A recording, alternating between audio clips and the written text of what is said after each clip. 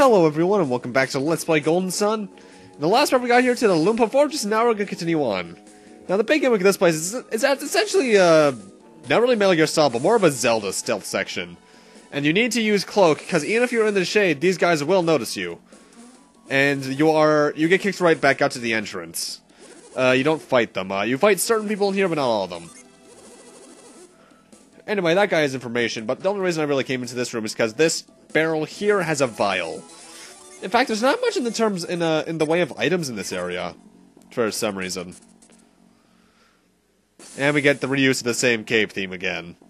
Really wish some places had independent music tracks. And mind you, some areas do, but not enough in my opinion. I think Lost Age fixes that. I know for a fact that to a good extent, Dark Dawn fixes that. It does get annoying having to recast Cloak over and over again, though.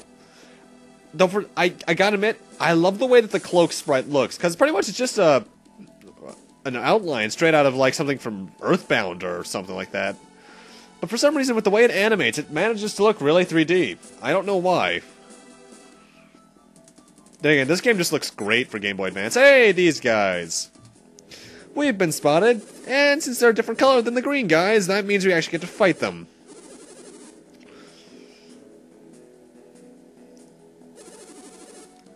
And these guys, and any future fights with these kind of guys, are brigands.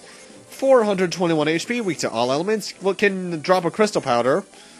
And for special abilities wise, aside from their normal attacks rather, they can use a smoke bomb and slice, which is just another higher damaged attack. Nothing too bad. You have to fight a total, I think, 5 of the guys throughout the game. Also, we finally get to see the sprite of the guys from the beginning of the game reuse. In fact, were those guys back in the place brigands? I don't think they were, but I'm gonna check anyway. Nope, those were thieves and bandits. Oh god, that was so long ago. Well, for me. Not for you guys, because that was maybe 3-4 weeks ago. For me, that's more like 3 months. If you're wondering why the audio seemed to cut out for a second there, because for some reason this part, when that animation played, managed to get some weird desync going on, so I had to fix the desync by pushing that audio forward a bit.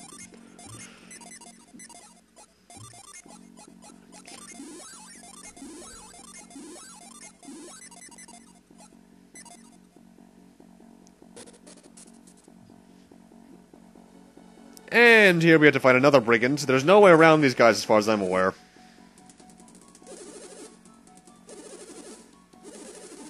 Apparently, Toadonpa had some idea that someone would come eventually.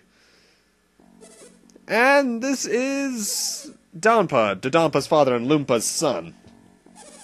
Or was it his grandson? I forget. It's been how long since we heard that story last? By the way, Toadonpa had some idea that someone would come to save him and punish his son, so yeah. Apparently, the only reason that Toadonpa is the way he is now is because he was coddled too much as a child by Toadonpa. Now, this guy always tricks me up a bit because he doesn't go the full square around. That's some Metal Gear Solid stuff there. And now here you have to use catch, but you need to use it from a shortcut, not from a thing itself, because that's how you get in here and fight this next brigand. And that cell key we just got will open any kind of cell door with that kind of texture, or sprite. Only in this fortress, though, and I recommend after this area you sell it. Because I don't think, well actually, we do come back into this area later on for something, but I don't think we need any of the things like that. And now we're actually back here. In the previous room, I should have gone into the other door to progress, but I want to go get some treasures first. I will, however, be cutting back here, though I could have cut this trip out to save maybe 20-30 seconds. Oh well. Back here, there's now this gate we can open. And for some reason I decided to wait for this guy, though I probably could have made it without him.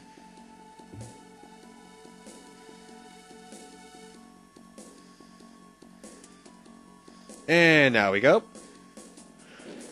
And in here, we get 4 treasure chests.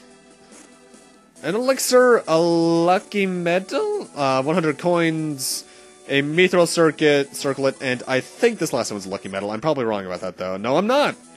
The only really worth the thing out, though, besides the coins, is the mithril circlet, which I recommend giving to whoever has the lowest defense. In that case, for me, it would be Mia.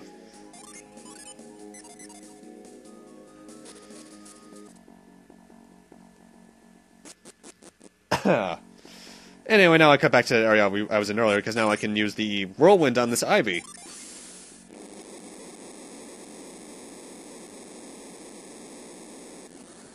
Now, that doesn't seem to really do much, but if we use reveal, we can see there's a hidden switch here.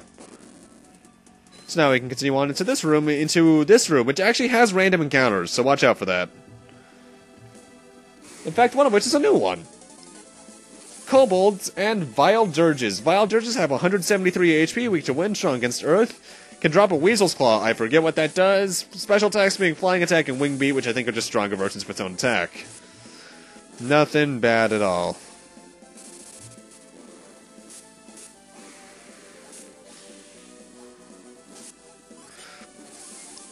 In fact, anything you find in the Gandalwin Cave is generally here. Generally is a keyword in that sentence.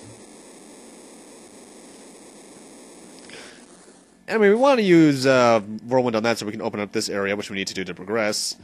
We want to go into this middle cell because in here is a Power Bread, which, as usual, raises your maximum HP, so I'm going to give that to the person who has the lowest, which is Mia. Mind you, she's not, for a mage, primarily mage-type character, she isn't that far behind in HP, which I like about this game. Even the mages have a decent amount of HP.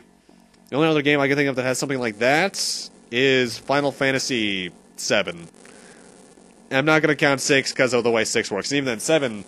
Technically, the only really close to a dedicated, the only person close to a dedicated team mage on your team is Aerith. Not that she's around the entire journey to do that, though. I've actually been playing a lot of 7 again recently. I started to play through about 3 days ago. I'm going really slowly for some reason this time around. I only just finished Disc 1 today after I've been playing it for 4 days. Disc 2 shall be the day after tomorrow, because tomorrow is actually Acceptance Students Day at my college. Anyway, enough about stuff. We want to use Whirlwind on that Ivy, then use Reveal once again to reveal another hidden switch. It's actually at this point I use some time to get some setup done. Pretty much I set 4 of everyone's Jinn on standby. Because it's Master Hammett! Haven't seen him since, like, what, part 4? Maybe 5?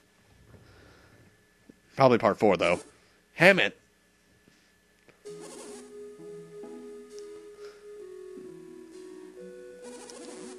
And he takes note of us being his friends, and that notice that we did in fact start his, or he started his journey that what's-her-face brought up earlier on in the game.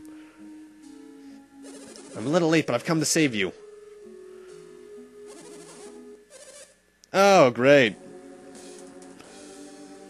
Hello, Toadonpa. For some reason, when I saw this guy, I immediately wanted to give him an Inigo Montoya voice, but then I realized I can't do an Inigo Montoya voice. Hey, yeah, we're kids. What does that make you pathetic thugs? Yeah, it's a good point. Kids got past, like, how many guards? What kind of scum takes ransom money then doesn't free his hostage? He's got a point. Now that we found Hammett, we'll be taking him home. And he's his money tree, pretty much endless ransoms. You dirty scoundrel! You know, we're 4 psychic kids. We could probably kick your ass. Or you could throw something at us. Oh, great, a giant frog. This is actually a pretty hard boss. Toadonpa! I'm not going to even mention the pun. Toadonpa has 2800 HP. Weak to fire, strong against water, will drop a psi energy upon defeat. Aside from his special attacks, he has Dark Blessing, Rotten Blood, Sticky Poison, and Trash. Or, Trash, yeah. However, the most dangerous thing about him, aside from his really high attack power, actually, for this point, is that after every turn, he regenerates 80 HP. So you need to be able to deal that damage quickly. That's why I actually sent so many of my Jinn to standby, so we can set these Jinn to, the summons to go. By the way, I should mention, level 4 summons are the best summons in the game. There's nothing past that in Golden Sun 1. I don't think anything gets past that until Golden Sun 3, actually. by summoning all your summons, you probably should take around 1800 of his HP off. Then after that, I just recommend throwing either your best synergies and attacks at him. And obviously healing with me when you get the chance to. Not that hard of a boss, but it can be very dangerous. Though looking at him now, he looks less like a frog and more like some sort of weird chameleon. I think Rotten Blood has the possibility to poison. Think. I can never remember what attacks do what status ailment, other than unless they have the name of that thing in their, the name of the ailment in their attack. Like, Delusion. Mind you, I still don't know what half of them do in this game. I know that, Delusion is pretty much, blind status from other games, but still. Anyway, yeah, Toadonpa can be really troublesome, but if you know what to do, he's not that hard. And somehow, he got underneath that thing. How did Toadonpa get trapped under the monster? Apparently, this asshole tried to pull a dirty trick on us and stab us in the back when we were fighting that damn thing. You dirty snake. I would have used another word than snake. Toadonpa, you're rotten to the core. Yet again, I would have used another word for that. Get this thing off of me. I don't know, that thing looks awfully heavy for us kids to lift. What should we do, Isaac? Should we try and move it? Nah, let him rot. I agree. What do you think, Hammett? Why do you think we should try and help him? Alright, guess we'll do it anyway. Have to touch freaking dead giant frog. Ugh. Here we go.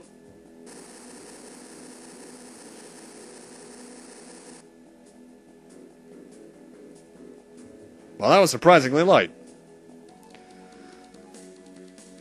I had to cough. There, you should be able to get up now. Or he can't, that's good too. Did you break your leg or something?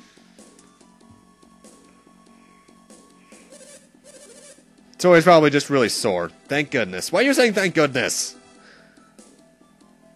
What do you mean thank goodness? Exactly, Garrett, you're like really flopping between idiot and really smart.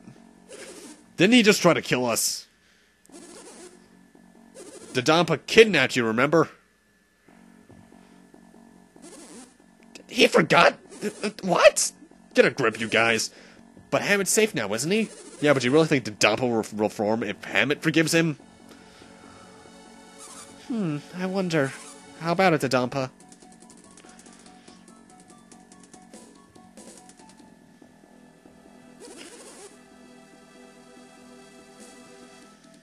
Of course, he's going to say that. He wants us to forgive him. What do you think we should do with him, Garrett?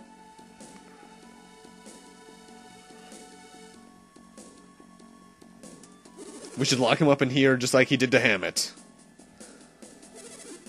How can we be so cruel? What? Oh, and yet you have no problem with being that cruel to Hammett? What should we do, Isaac? Should we lock down Toadonpa up? Hell yeah! Let the asshole die alone in here. Serves that little punk... And random old man dad. Damn! Getting served by your dad like that, that's gotta suck. And generic parental speech. The one thing I do like about this scene is that he gives him the stern scolding, yes, but that doesn't change Toadonpa. He's still himself, because you can't really change a man that's this old just by yelling at him. I do like that somewhat realistic approach to that. Anyways, apologizing to Hammett, blah blah blah. Though they are actually going to leave him a bit for Toadonpa in here for a while. Just let him give him some time to think.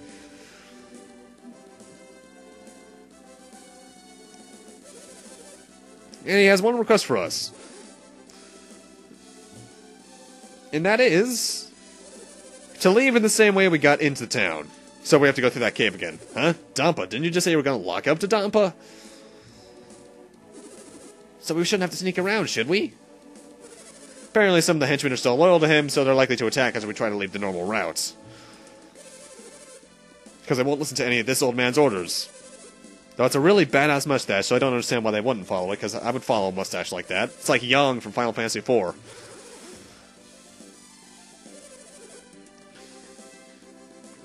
I see. Yeah, you're right. It would be terrible if Clay were attacked. You mean immediately? Apparently this old man spread some rumors that some brigands snuck in to kidnap him, Hammett, but then got out. Why in the world did you do that? So now there's not many people in here left around since they've left to find said intruders. Toadonpa, you're a shrewd one. I like Toadonpa. Doesn't get many dialogue lines, but he's pretty cool. With the Toadonpa's henchmen gone, this is our chance to escape, right? Yep.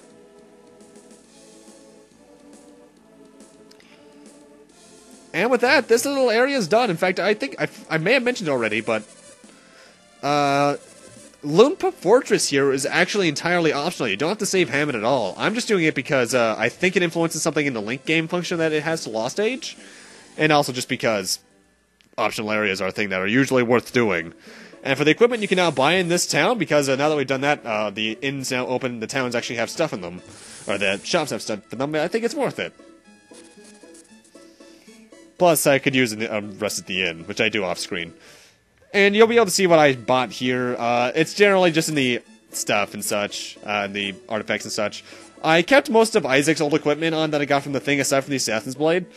Purely because, in fact, I kept the Spirit Armor in general, because the armor you can buy here is only 2 defense points stronger, but I like the 4 PP recovery as well. Or whatever the Spirit Armor does, I forget at this point. But with that, I'm going to need to end this off here. Thank you guys for watching, and in part 25, we'll be heading back to Calais with Hammett. See you guys then.